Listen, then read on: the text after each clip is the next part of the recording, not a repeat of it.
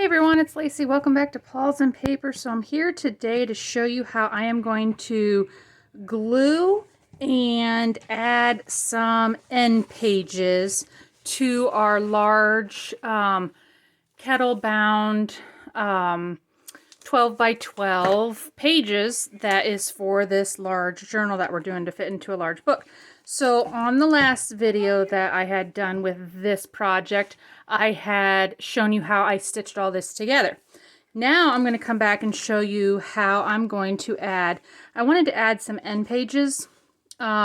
These will, one side, this will get glued down to the book, and this will be like a free page, you know, like in a normal book when you see that like beginning page. I wanted to do something like that on this journal. So in order to get the pages large enough, I couldn't just use another 12 by 12 sheet because it wasn't big enough to fit my book. So I am using, this is actually just like packaging paper, like, you know, the big, huge rolls of packaging paper. And I just cut it down so that it's in one big strip here. I cut it down to the size of one of my pages folded. So that was the way I got the height and the length that I needed. And it's kind of a really cool color. If you can see, it's like this, it's like a crafty brown, like paper, but it's like in a brownish red tint. I don't know. It's not like just like the rolls of craft paper. It has more of like a construction paper feel to it. You can feel the fibers. It's not real smooth. So I'm not exactly sure where it came. It came in a package that I had gotten from Lauren. If you saw the unboxing that I did, this was the packaging paper she had used to wrap some of the things that she had given to me. So that is what I'm using. So I'm going to show you my version of how I'm going to do this. And this is just my take on how I interpret like watching others do this. I am not an expert at this by any means, so don't take this as a this is how you do it. This is more of a how I'm doing it, and if you get some ideas from it, good. So I want to just take one of my end sheets and put it on the front and the back. And I believe what I want to do, how I've seen this, I want to run just a real skinny bead of glue along the edge here, because this end paper will kind of just be barely glued there. And then this whole side will be glued down. So let's just do that. And the glue I'm using, this was after doing some research on bookbinding glue. This is one that came up that had really good reviews on it for being flexible, for being permanent, and good for use on like bookbinding. So it's called Neutral pH Adhesive from Lineco. And it does say, what does it say here? Permanent PVA, dries clear, remains flexible. So you can use on paper, board, framing, collage, crafts, bookbinding. So I just found this on Amazon. So this is the first time I'm using this glue. But I wanted to try something specifically for bookbinding. I am going to try to just put it a little bit. I don't want to waste this, but I just want to use a little bit of it at a time. So I'm just going to squeeze a little bit. I have no idea how much you're supposed to use. And everything that I've seen, it shows them paint brushing it on. So that's what I'm going to try to do. And like I said, I just want, I'm going to try to show you here, I'm trying to use just the edge. I want just a real thin line down the edge here just to get those end papers stuck here, and then when we glue the back of it together, it'll all be, you know, adhered together on the back. And I don't know how fast this stuff dries, so I don't know how quick you have to go. But yeah, what I had watched on bookbinding and using this glue and stuff, everybody just used a paintbrush and kind of brushed it on.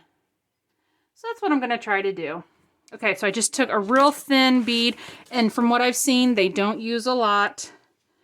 And now I'm just going to line that up on the edge there. And I'm probably going to have to like press this overnight because that's what I've seen them do.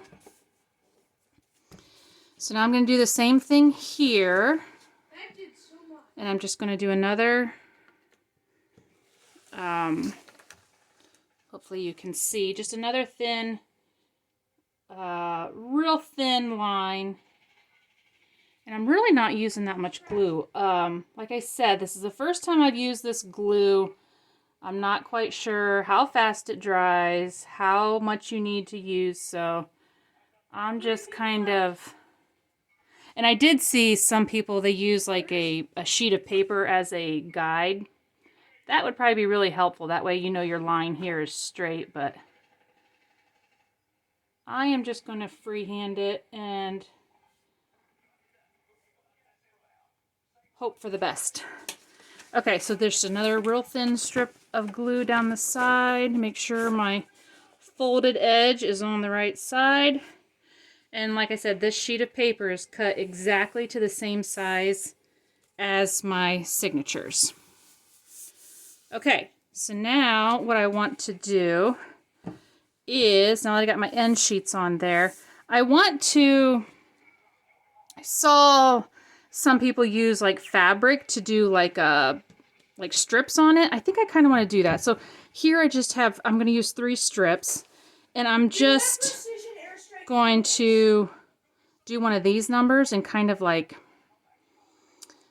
I don't know that it's going to provide much support for anything, but I think maybe it'll help keep it together a little better. I'm not sure. We're just going to go for it. So what I'm going to do also is I'm going to paint down the entire edge of my book here.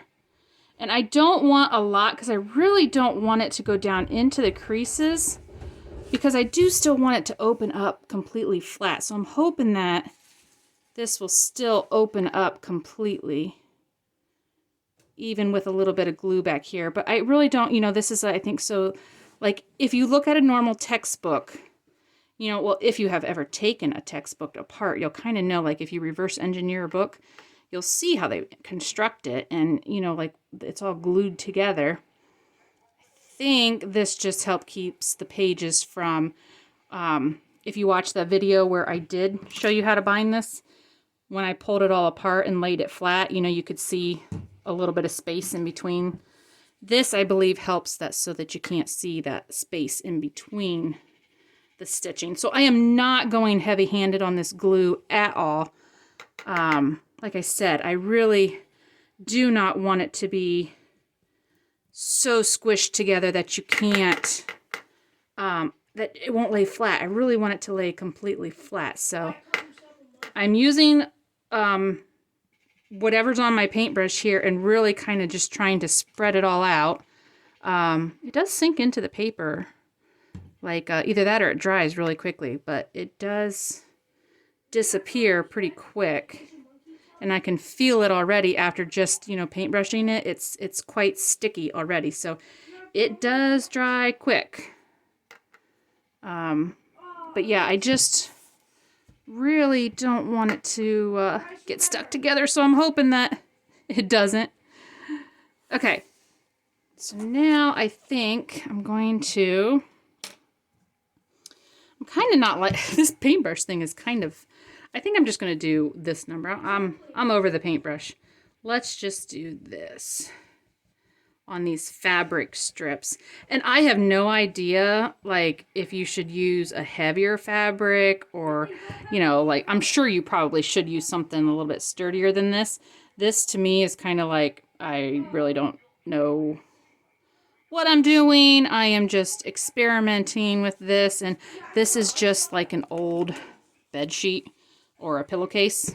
So I'm sure there's a book binding fabric you really should use, and the purpose of it is probably unknown to me, you know, but I didn't get that far into my research on it. So So don't fault me for doing this. I am just like I said, this is my version after watching about 50 YouTube videos on how to bookbind.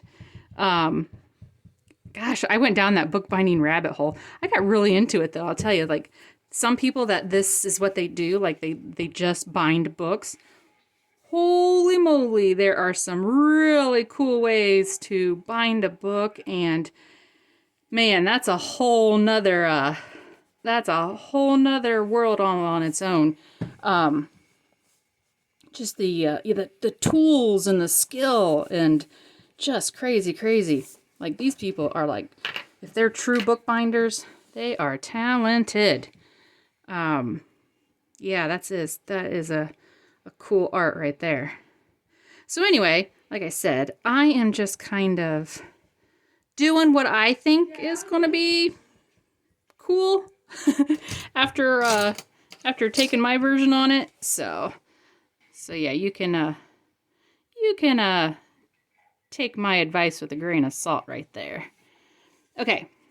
So there's those 3 strips on there, which I think just looks cool on its own. I mean, that kind of gives it a really shabby look. I mean, you could call that a book right there and wouldn't have to put anything on it in the junk journal world. That's kind of cool. Okay, let me grab my book cover here real quick. Okay, sorry, that was on my desk behind me. So this is what I am thinking, and I'm going to leave this alone for the night, and I'm probably going to place some heavier books on top of it, like right here on the edge. Like, if you can see, I'm going to lay some things like right here on the edge to kind of squish that all together, and I'll let it go for the night. But I want to show you what I plan on doing. So this is what I want to do. I want to get it in here. These pages will come down. This will get completely glued down. Okay, so this whole page will be completely glued down, and then you'll start with your just like free floating page in here, like your, what do they call these, fly sheets? I think they call them fly sheets. But the book cover here is green, and I kind of wanted to change that up a little bit, so that's why I went for these, that really cool kind of packaging paper look. So I'm hoping once it's all centered, I can lay this all down, and then we'll have like a front and back fly sheet, and then our whole journal will just still, hopefully, yeah, it looks like it'll still lay perfectly flat. So that's good. Okay, so I'm hoping that in this, man, guys, this glue dries really quick, I tell you. I mean, that's dry to the touch already. I do know, like in the bookbinding tutorials, they do press it and squeeze it all night long. Like they put it in a press and they flatten it all night long.